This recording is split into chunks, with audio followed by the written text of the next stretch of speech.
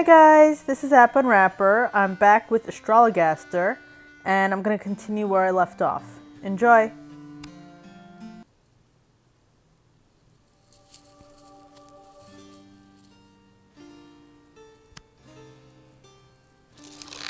When you are shook by something in a book where it says that you might have some rare malady, see Dr. Foreman, be sure to inform him you have it on very good authority. Ah, the hypochondriac's back. Good day, Mr. Mugg. What brings you? I am exceeding ill, Dr. Foreman. Verily I am. And you know my wife. She is refusing to hear anything about it. 'Tis but another of your delusions, Nicholas, she says. She will not even look at it. Look at what? Oh, I see. You may pull up your breeches now. Pray let me examine you more closely. Raise your chin, if you please. Now, loosen your garter and remove your stocking. I am afeard this verily is grave. Most grave indeed. 'Tis? Verily? I believe so. But we must have it confirmed by the stars.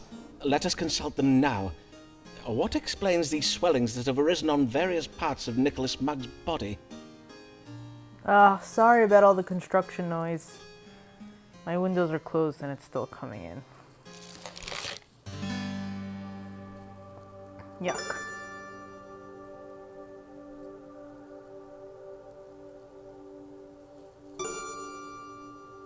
Oh no!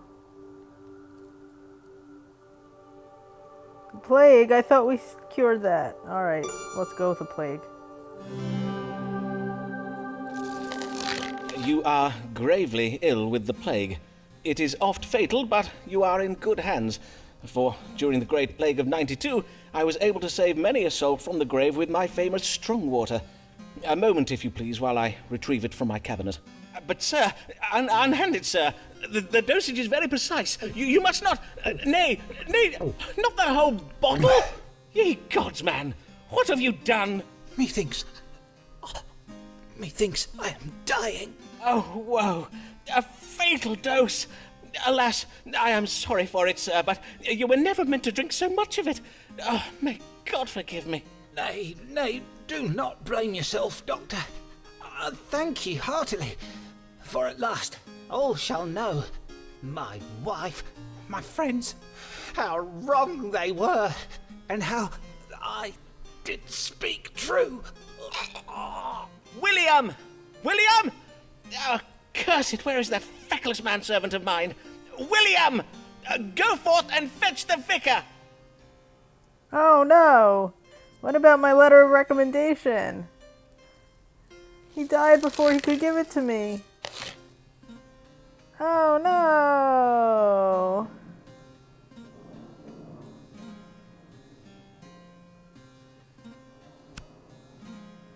No! I shouldn't have diagnosed him with the plague. I should have taken this more seriously. Now he's dead. And I don't have my letter of recommendation.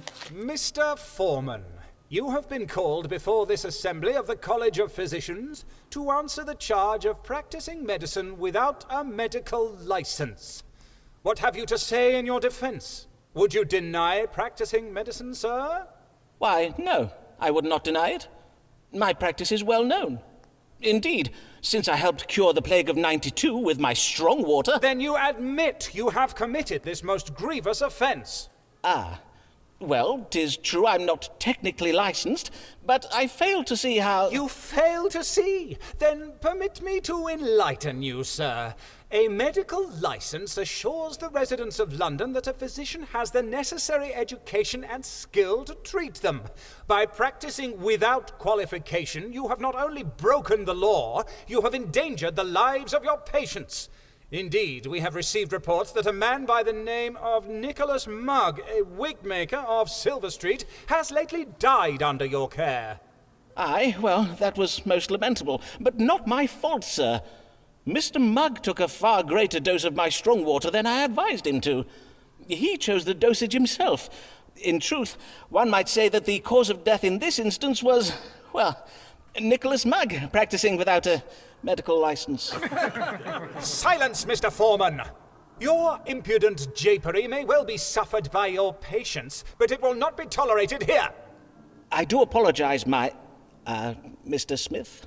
Besides the death of this patient, we have gathered ample evidence of your malpractice, Mr. Foreman. Indeed, we have had this illegal operation of yours under observation for quite some time. 'Twas you, Riccardo Ferraro, the merchant from Venice. All along he was you, Richard Smith, the Queen's royal physician. Then I take it, Mr. Smith, you were unsatisfied with the medical care I gave you? Sir, we are well aware of your occult practices.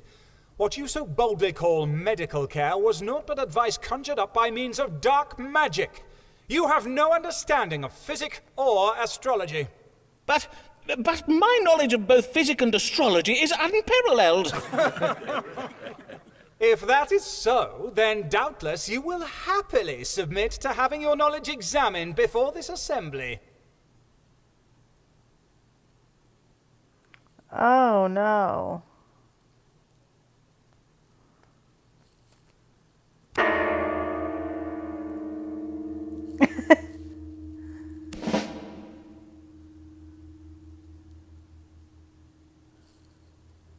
Oh no. Oh no. Oh no, I didn't pay close attention!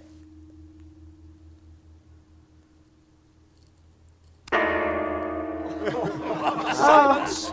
Simon Foreman, you have failed. Constable, shackle this man and take him from hence to jail. But, sir, this is most unjust. Pray afford me the chance to unhand me, you rogue. I should have paid closer attention.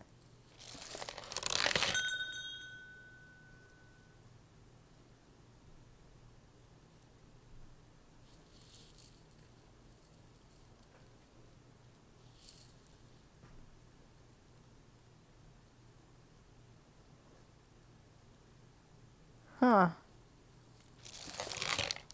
Alice Black, she feels no shame, and forsooth is she to blame. If we were her, we'd do the same. Alice Black, she feels no shame. Good day, Mistress Blagg. Before we start, I must thank you for having used your influence to help me resolve my recent difficulties. Say nothing of it. Those doctors and their College of Physicians. Naught but a band of piss-pot sniffing bullies, so they are. Besides, I needed you out of prison so that you might read the stars for me. I see.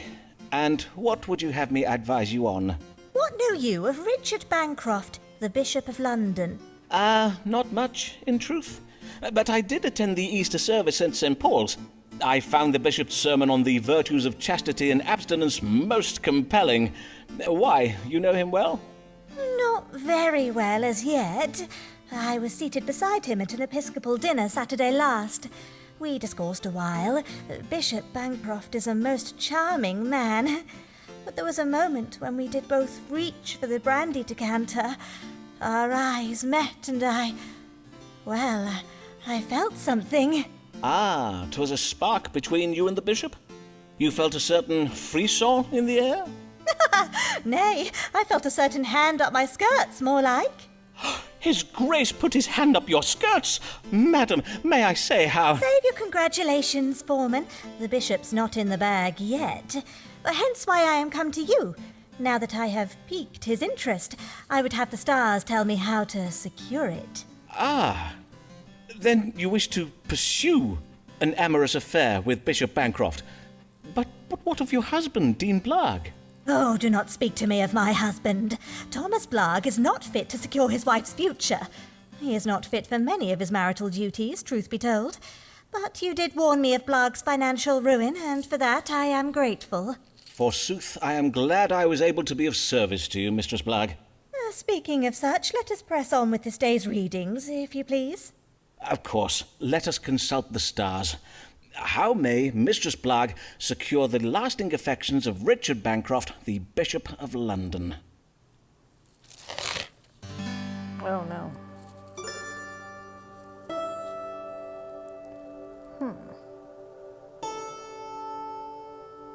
I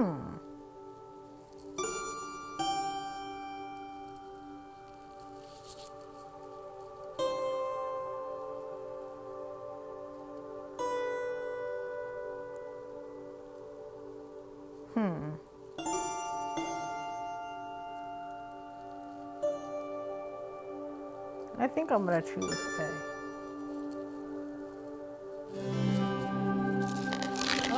The stars suggest a most ingenious plan for ensnaring the bishop, Mistress Bly. Oh, verily? Aye, 'tis most cunning. First, you must offer him your tender favours, and then, several weeks following this encounter, you must go to him and tell him you are with child. If the bishop be a man of sentiment, the news will doubtless make him feel bound to you. I own that such a ruse could work. 'Tis hardly ingenious, though, is it? Half the mothers in London give their daughters such advice. Do they indeed? Well, there is more. The stars suggest you will find occasion for such an encounter while the bishop is away from home on business. Mayhap you arrange a discreet assignation for his next visit to the Archbishop's palace in Lambeth. On my honour, that is not a bad idea. In sooth, I think it may do very well. For as 'tis oft said, that which does occur at Lambeth Palace does bide at Lambeth Palace. Indeed. How very intriguing. Pray tell me of these goings-on at Lambeth Palace.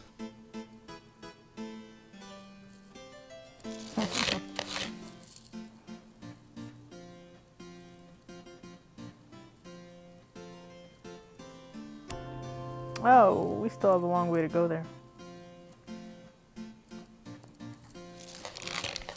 Lancelot more, love be his passion.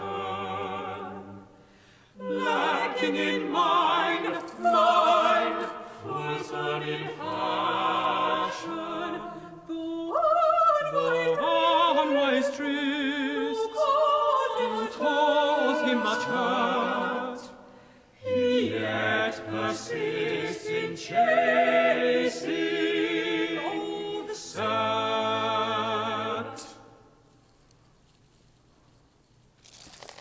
Good day, sir, and well met.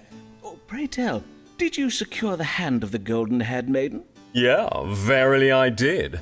My religious conversion to Puritanism did work wondrous well to win her favour. Ah, then my advice was sound.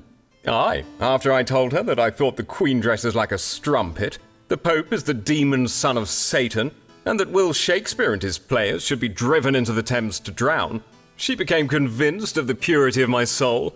I was made the happiest of men. Then I must congratulate you on your forthcoming nuptials. Will you be having a summer wedding, or...? Congratulate me? Do not congratulate me, Foreman, for I am the unhappiest of men. It was but a day after our engagement was announced that my love became afflicted with the smallpox. Naturally, I was all a terror. Would she perish? So wretched was I with fear, I almost died of fright. Aye, naturally. Smallpox is a most terrible disease. I intend to write a small treatise on the subject. But then, alas! Fate struck the cruelest of blows upon my soul. Oh, verily. Poor girl. May she rest in peace. Or re-squeeze in pace, as we Latin scholars say. What? Nay, death would have been a mercy. For once cured, the maid arose from her sickbed bearing hideous scars. Her once fair cheeks, thus so cratered, to make the very moon wane with envy. I see. And now you wish to extract yourself from your engagement, I presume. Naturally.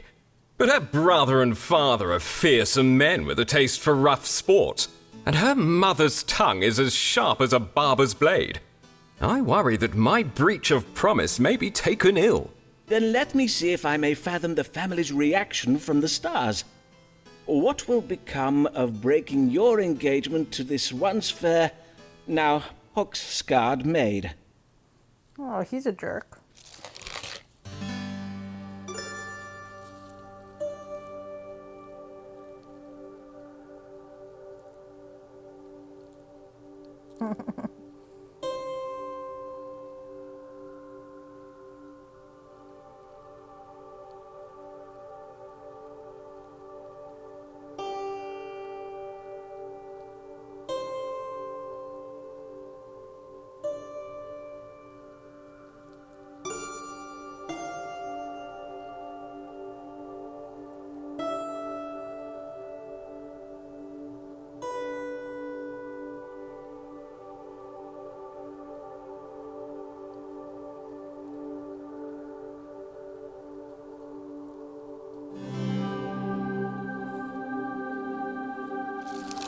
The stars suggest you have much to fear from this family.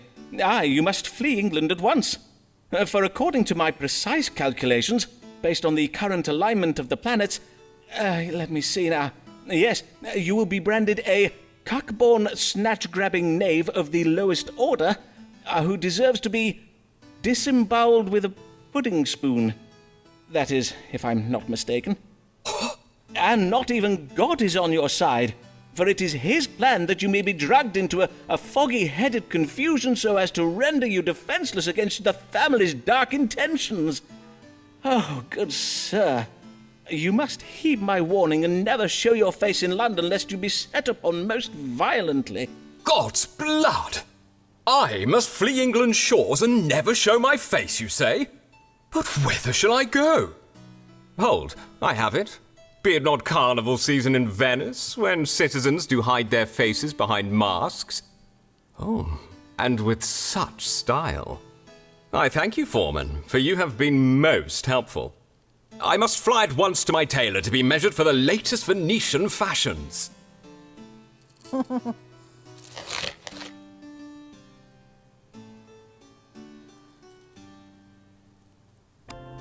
Oh, oh.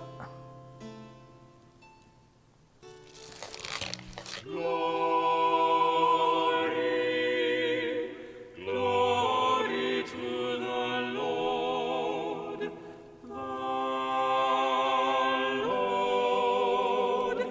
Archbishop Whitgift, glory to the Lord in the highest position in the church, except for the Queen, glory to the good Archbishop Whitgift.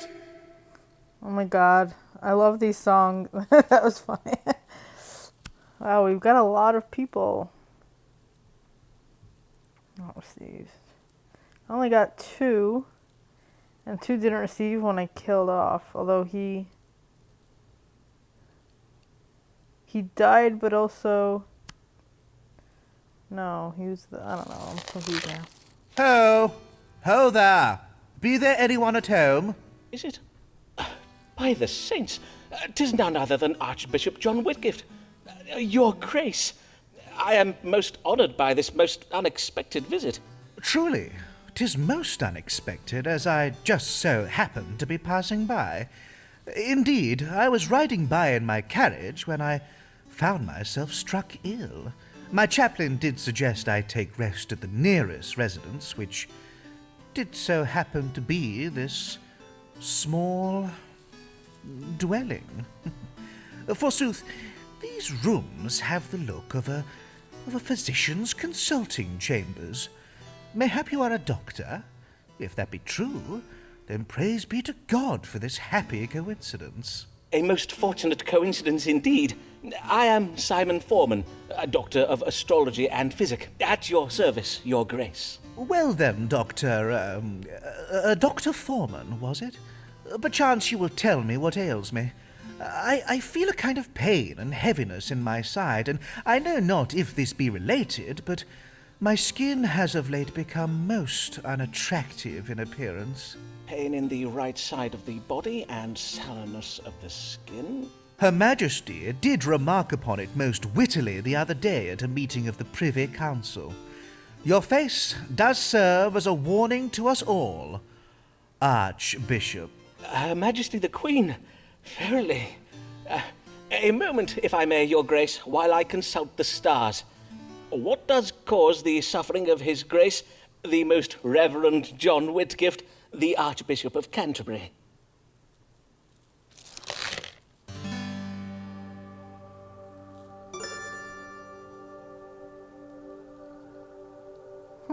That sounds about right.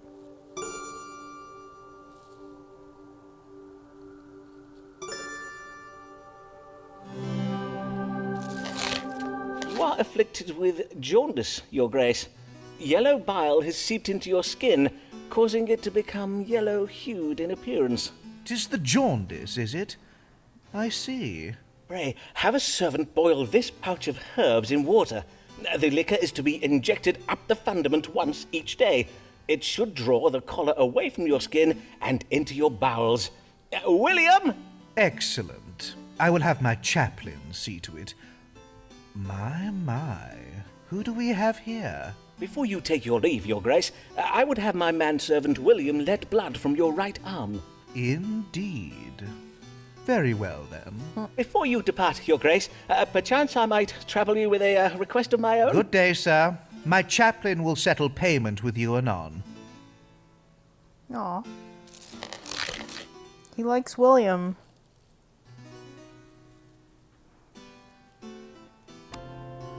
Oh, that was good.